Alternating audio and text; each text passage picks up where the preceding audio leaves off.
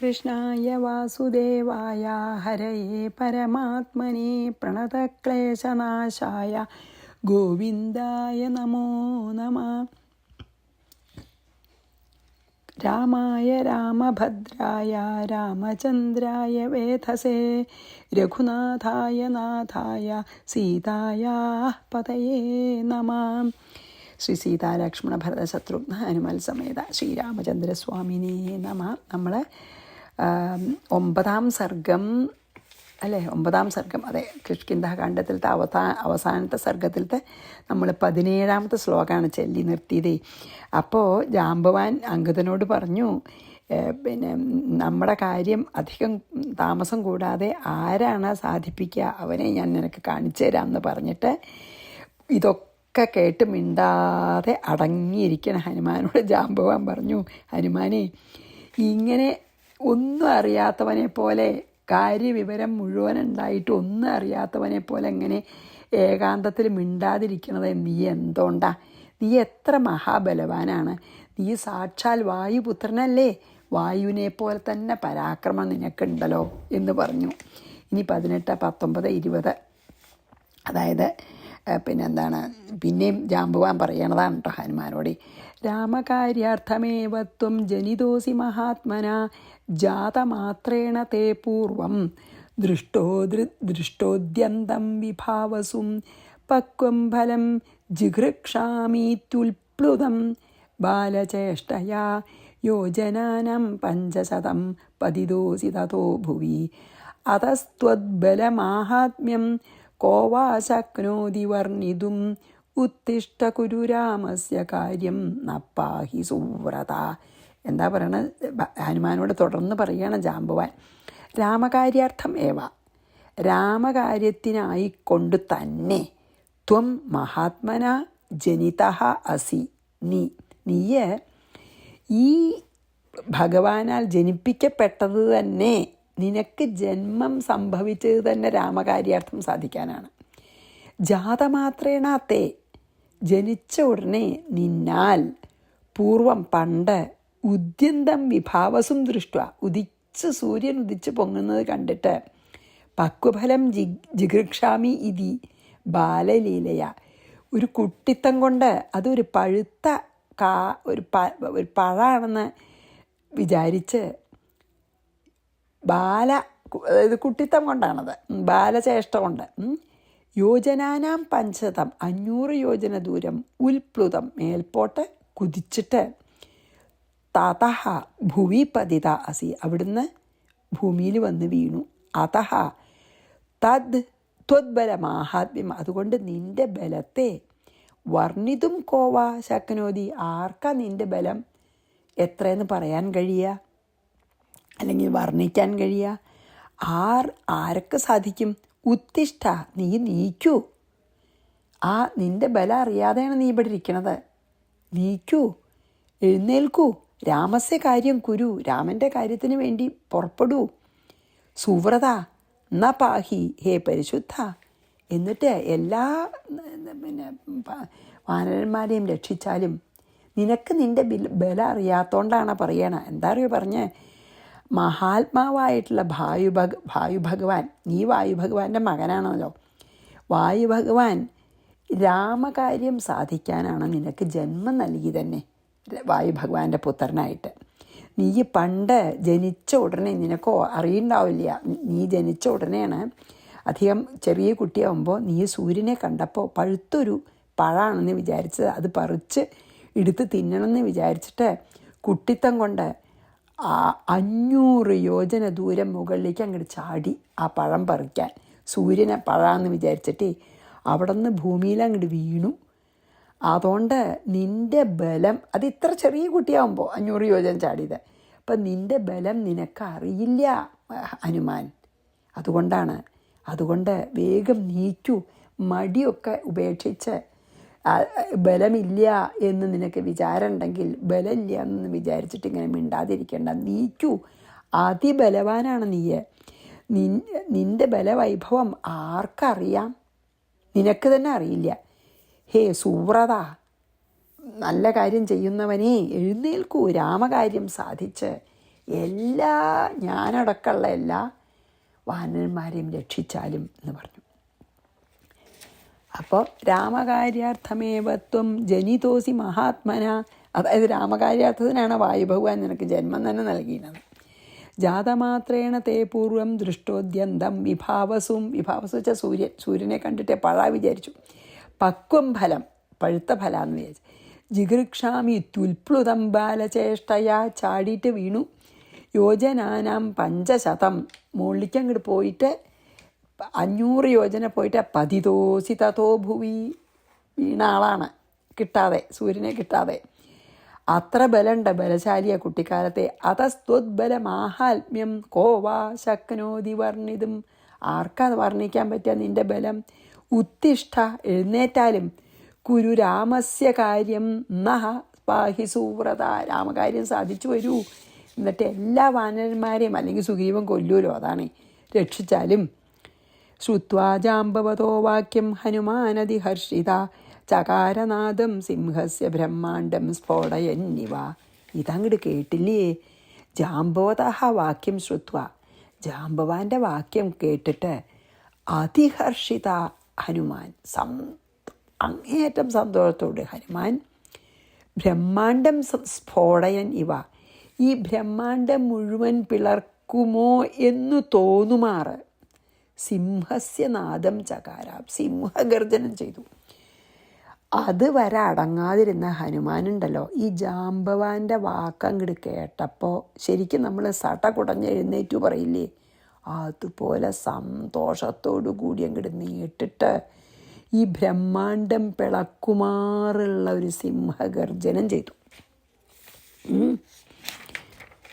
ശ്രുത്വാ ജാംബവതോ വാക്യം ഹനുമാൻ അതിഹർഷിത ചകാരനാദം സിംഹസ്യ ബ്രഹ്മാണ്ഡം സ്ഫോടയന്നിവ. 22.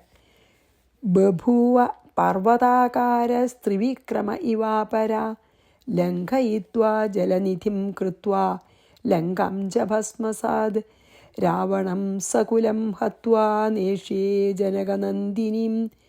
അപരഹ ത്രിവിക്രമ ഇവ, മറ്റൊരു വാമനമൂർത്തിയാണോ എന്ന് തോന്നുമാറ്. അതായത് വാമനൻ 3 അടി ചോദിച്ചപ്പോൾ പെട്ടെന്ന് അങ്ങോട്ട് വിശ്വാകാരനായില്ലേ, അതുപോലെ ഒരു വാമനനാണോ എന്ന് തോന്നുമോലെ, വാമനമൂർത്തി എന്ന പോലെ.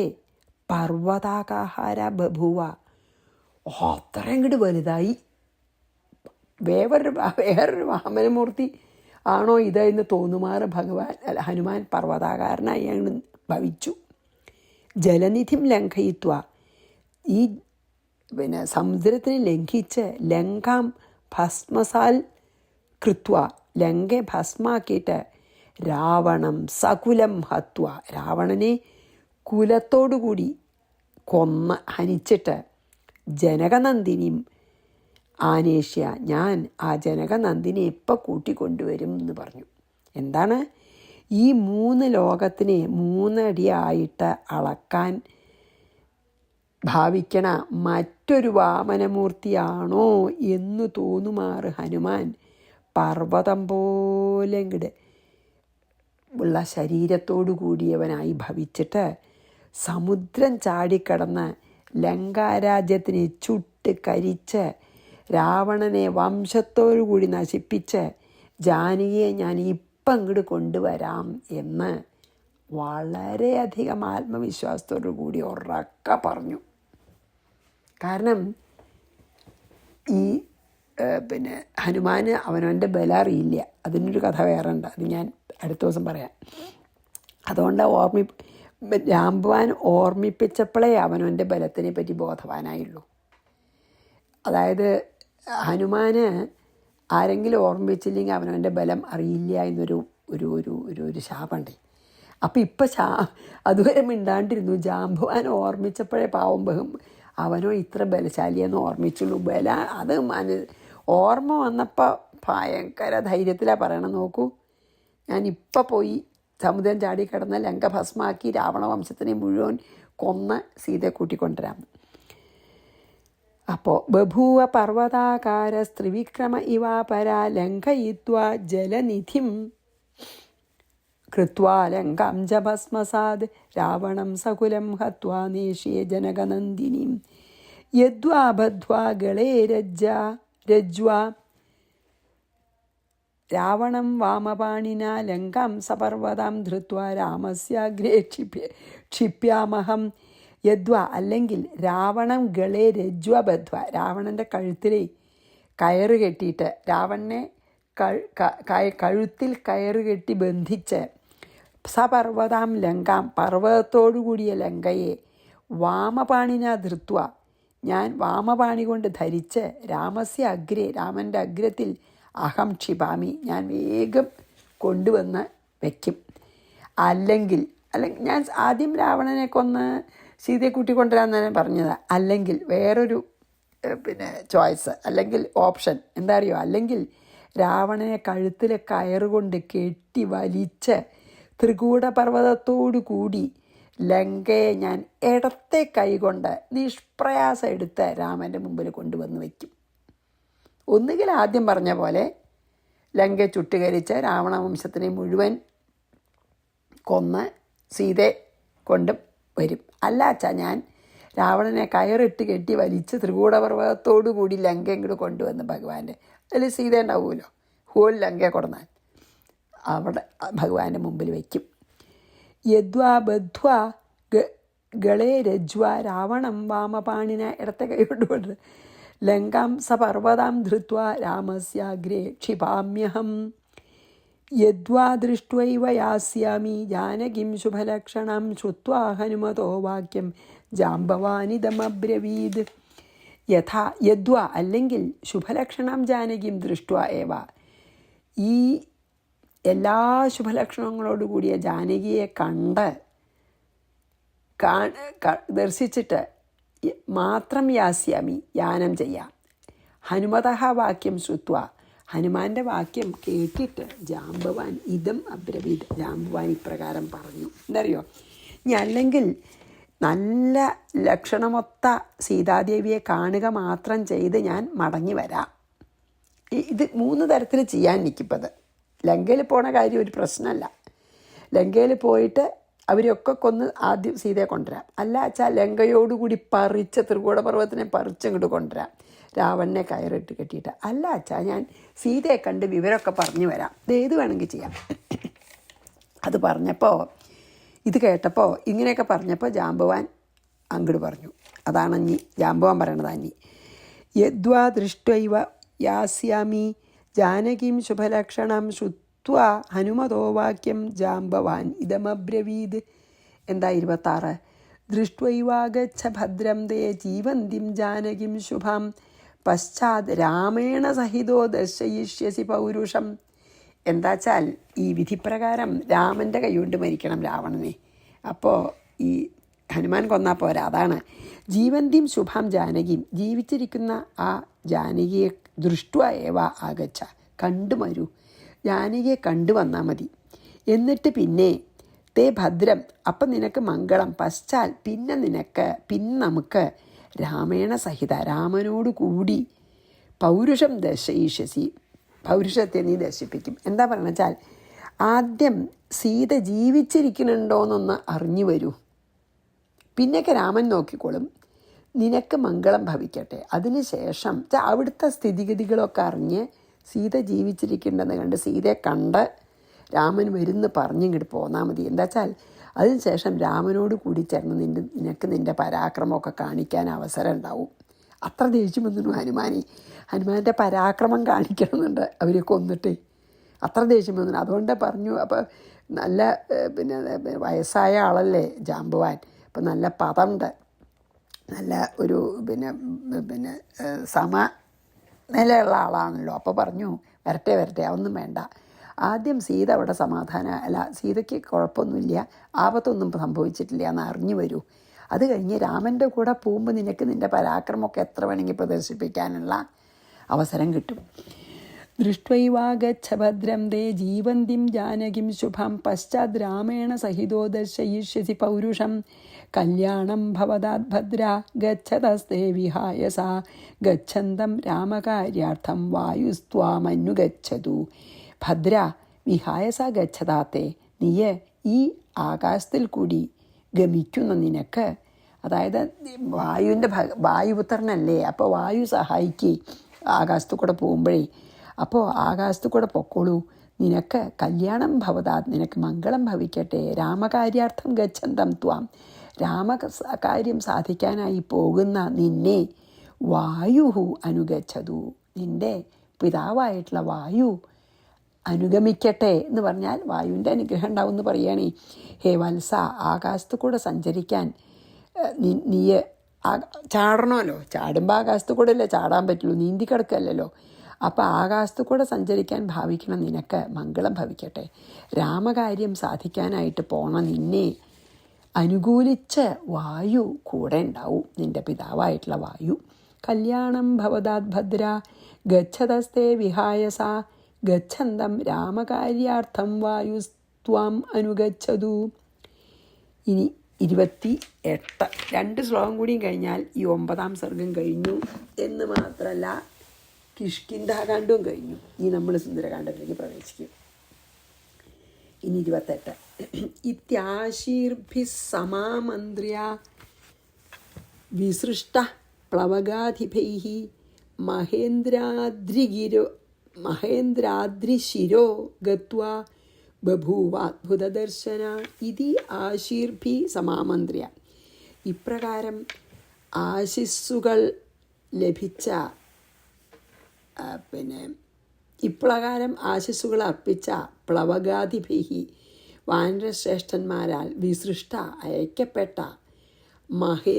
അയക്കപ്പെട്ട ഹനുമാൻ, അതായത് ഇങ്ങനെ അനുഗ്രഹിച്ചിട്ട് പൊക്കോളൂ പറഞ്ഞില്ലേ, ആ ഹനുമാൻ, അനുഗ്രഹം കിട്ടിയിട്ടുള്ള ആ ഹനുമാൻ മഹേന്ദ്രാദ്രിശിര ഗത്വ, മഹേന്ദ്രപർവ്വതത്തിൻ്റെ ശിരസിൽ നർത്ഥം.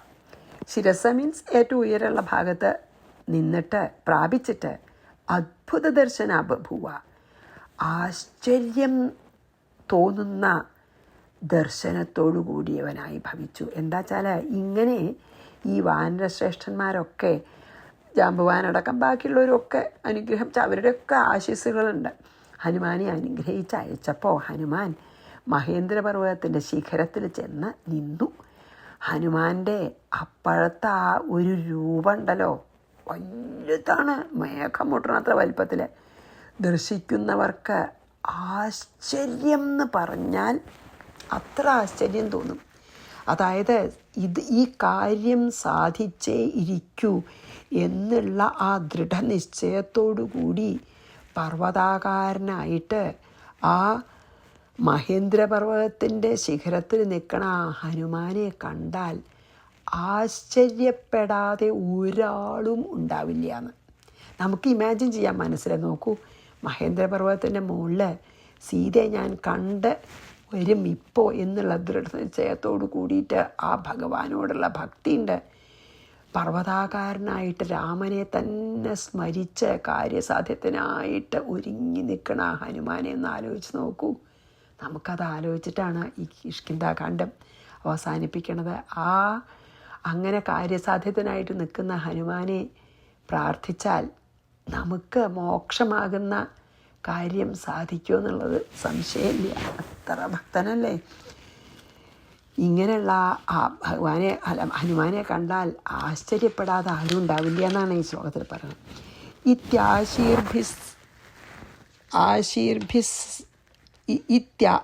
ഇത്യാശീർഭിസ് സമാമന്ത്ര്യ വിസൃഷ്ടഃ പ്ലവഗാധിപൈഃ മഹേന്ദ്രാദ്രിശിരോ ഗത്വാ ബഭൂവാദ്ഭുതദർശനഃ. ഇതിലത്തെ അവസാനത്തെ ശ്ലോകമാണ്. മഹാനഗേന്ദ്രപ്രതിമോ മഹാത്മാ സുവർണവർണോരുണചാരുവക്ത്രഃ മഹാഫണീന്ദ്രാഭസുദീർഘബാഹുർ വാതാത്മജോ അദൃശ്യതഃ സർവഭൂതൈഃ. വാതാത്മജഃ അദൃശ്യത, വാതാത്മജോ ദൃശ്യത സർവഭൂതൈ. മഹാനഗേന്ദ്ര പ്രതിമ, മഹത്തായ ഈ മഹേന്ദ്രപർവ്വതത്തോട് മഹത്തായ പർവ്വതത്തിനോട് സാദൃശ്യമുള്ളവനും, അതായത് വലിയ പർവ്വതമെന്ന് തോന്നും ഹനുമാനെ കണ്ടാൽ. മഹത്തായ മനസ്സോടുകൂടിയവനും മഹാത്മാവുമായ സ്വർണവർണ്ണത്തോടു കൂടിയവനും അരുണ ചാരുവക്ത്ര ചുമപ്പ്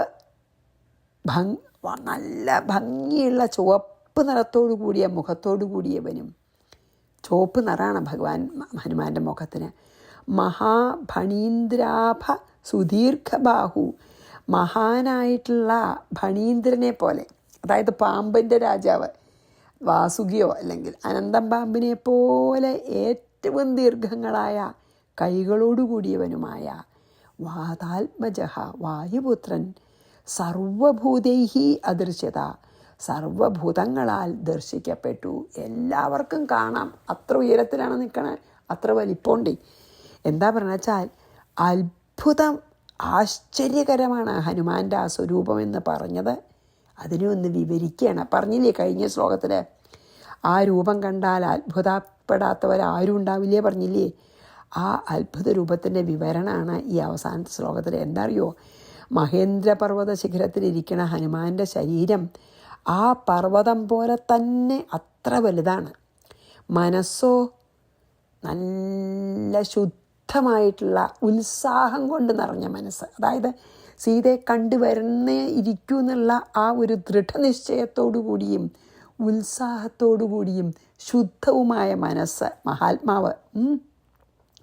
ശരീരം സ്വർണവർണ്ണം, മുഖമാണച്ചാൽ ചുമന്ന അരുണകാന്തിയാൽ മനോഹരം. ഇപ്രകാരമിരിക്കുന്ന ഹനുമാനെ സകല ഭൂതങ്ങളും സർവജീവജാലങ്ങളും ആശ്ചര്യത്തോടുകൂടി നോക്കി കണ്ടു എന്ന് ഹനുമാനെ. അതാണ് ആ ഹനുമാൻ്റെ രൂപമാണ് വർണ്ണിച്ചതിപ്പോൾ. മഹേന്ദ്രപർവ്വതത്തിൻ്റെ മുകളിലാണ് നിൽക്കണം. മഹേന്ദ്രപർവ്വതത്തിൻ്റെ അത്ര തന്നെ വലിപ്പമുണ്ട്. സ്വർണവർണ്ണം, ചുമന്ന മുഖം, ശുദ്ധമായിട്ടുള്ള ഉത്സാഹം നിറഞ്ഞ മനസ്സ്. ഇങ്ങനെ ഉള്ള ഹനുമാനെ സർവജീവജാലങ്ങളും ആ മഹേന്ദ്രപർവ്വതത്തിൽ പർവ്വതാകാരനായി നിൽക്കുന്നത് കണ്ടു എന്ന് പറഞ്ഞാണ് നമ്മൾ ഈ കിഷ്കിന്ധാകാന്ഡം വ്യാസഭഗവാൻ അവസാനിപ്പിക്കണത്.